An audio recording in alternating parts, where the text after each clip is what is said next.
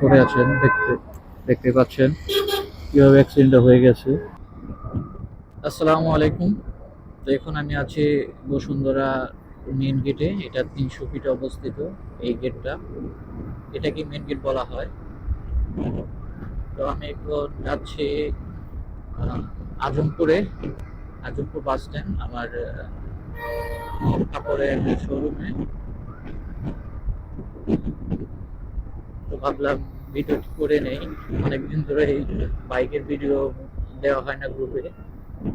তো দেখতে পাচ্ছি হাতের বাম পাশে অনেক জ্যাম, হয়তো কোনো একটা সিগন্যালের জন্য এরকম জ্যাম হয়ে আছে। বাট আমি যে রাস্তায় যাব, রাস্তায় আলহামদুলিল্লাহ কোনো জ্যাম দেখতে পাচ্ছি না। আমার উপরে যেটা এয়ারপোর্টের রাস্তা থেকে আসতেছিল ওই রাস্তায় অনেক জ্যাম দেখতে পাচ্ছি, বাট আমি এয়ারপোর্টের দিকে যাচ্ছি, এদিকে কোনো জ্যাম নাই। এখন আমি আছি কুড়িল বিশ্ব রোড। যারা নতুন নতুন ঢাকায় আসেন, এই কুড়িল বিশ্ব রোডের বিভিন্ন রাস্তা বিভিন্ন দিকে গেছে, এখানে অনেকে হয়তো রোড পালন করে ফেলেন এই রাস্তাটা। আমিও যখন ঢাকায় আসি তখন আমার এই রাস্তাটা ক্লিয়ার হতে প্রায় 1 মাস লেগে গেছে। কুড়িল বিশ্ব রোডের রাস্তা পার হয়ে এখন মেন রোডে উঠে পড়লাম। তো ওটাতে মোটামুটি ফ্রি বলা চলে। কালকে ভার্সিটিতে এক্সাম থাকায় শোরুমে যাওয়া হয়নি। মনে হচ্ছে কতদিন ধরে শোরুমে যাই না। সামনে দেখতে পাচ্ছেন মেরিডিয়ান। এই রাস্তাটা আমার অনেক ভালো লাগে, কারণ এখানে সবসময় ফ্রি থাকে, জ্যাম খুব একটা বেশি পড়ে না এখানে।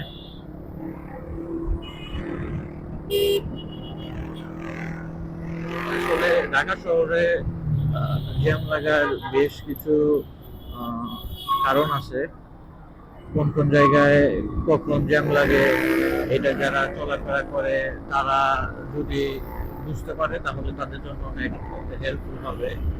যেমন আমি অনেক দীর্ঘদিন ধরে এই রাস্তায় চলাফেরা করতেছি, কোথায় জ্যাম হয় বা বেশি জ্যাম বাজে সেই জিনিসটা আমি রিলাইজ করতে পারি।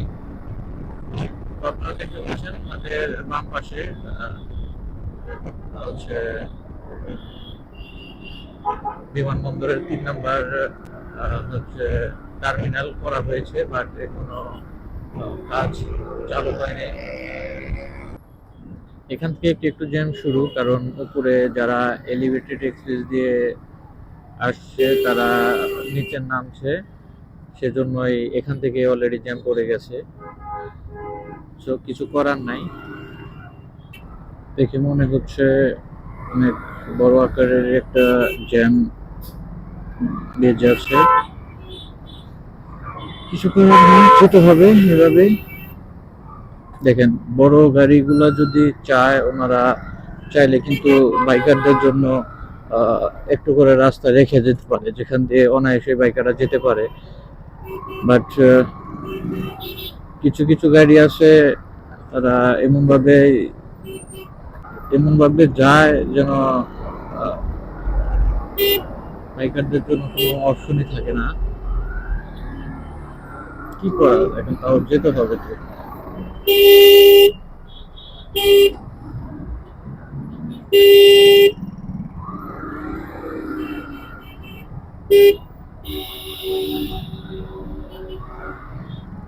এই যে গাড়িগুলো দেখতে পাচ্ছেন, এগুলো সব এলিভেটেড এক্সপ্রেস দিয়ে উঠে এখানে এসে নেমে যাচ্ছে।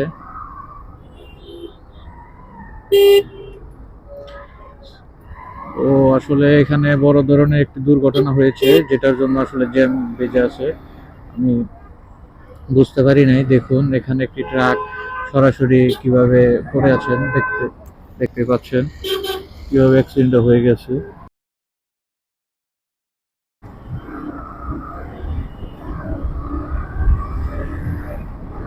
তো অ্যাক্সিডেন্টের জন্য মূলত জ্যামটা বেজে গেছে। বুঝতে পারি নাই।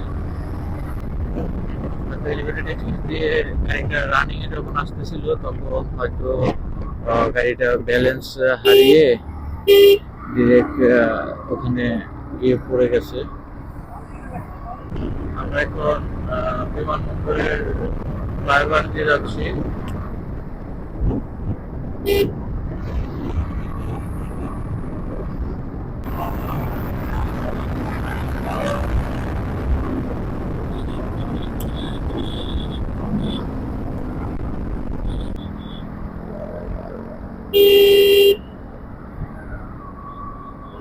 এটা হচ্ছে রাজলক্ষ্মী।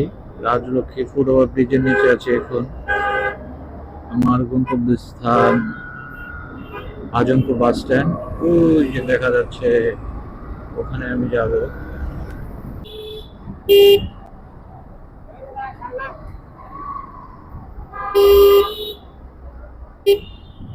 এটাই হচ্ছে হাতের বাম দিকে, এটা আমার মার্কেট।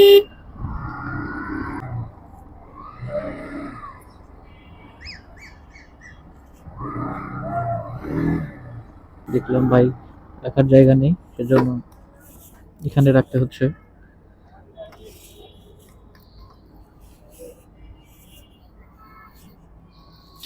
তারপর আমার প্রথমে কাজ থাকবে বাইকটা লক দেওয়া।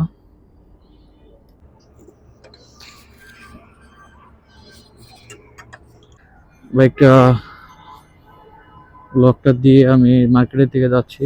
তো দেখতে পাচ্ছি রয়্যাল এনফিল্ডের একটি বুলেট 350 সিসির বাইক, সেটা হচ্ছে আমার মার্কেটের নিচে দাঁড়িয়ে আছে। দেখেই তো মাশাল্লাহ মনটা জুড়িয়ে গেল। তারপর মার্কেটের দিকে হাঁটা দিলাম। সম্পূর্ণ ভিডিওটি দেখার জন্য ধন্যবাদ আপনাদেরকে। আর যারা পেজ থেকে দেখছেন তারা অবশ্যই ভিডিওটি লাইক কমেন্ট শেয়ার করবেন, আর যারা ইউটিউব চ্যানেল থেকে দেখছেন তারা অবশ্যই আমার চ্যানেলটা সাবস্ক্রাইব করে দিবেন। ধন্যবাদ সবাইকে।